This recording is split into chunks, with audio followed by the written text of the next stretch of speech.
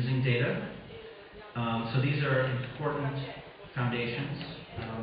The use of metadata already exists here as well.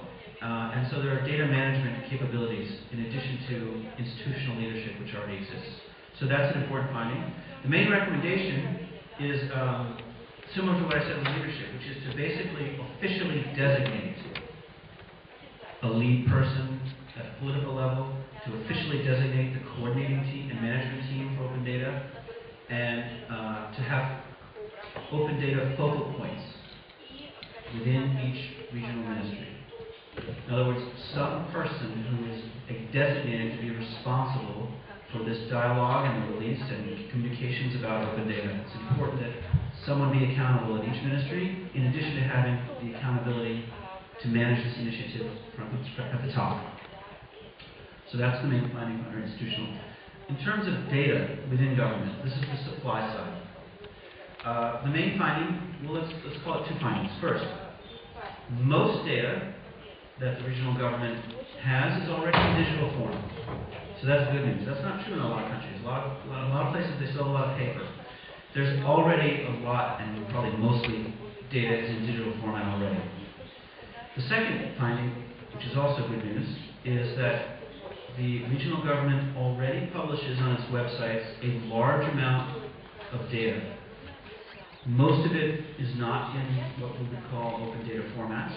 So it's published on web pages, HTML, for example.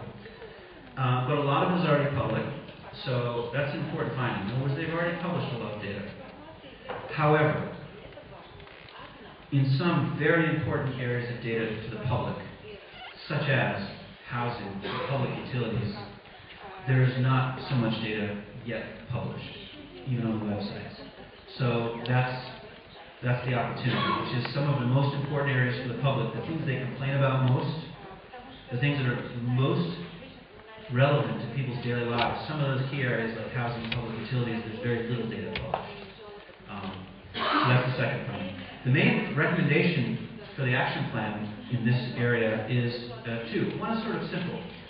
It's suggesting that every agency have an inventory of the data it already publishes.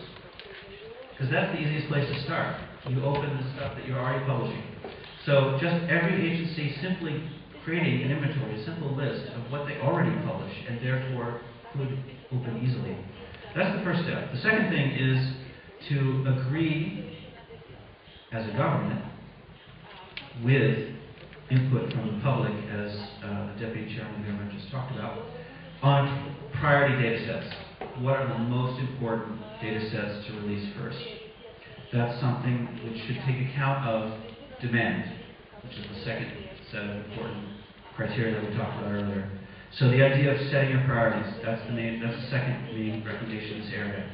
Setting your priorities about what to launch, which we just heard about, as well as priorities about what data to release at regular intervals.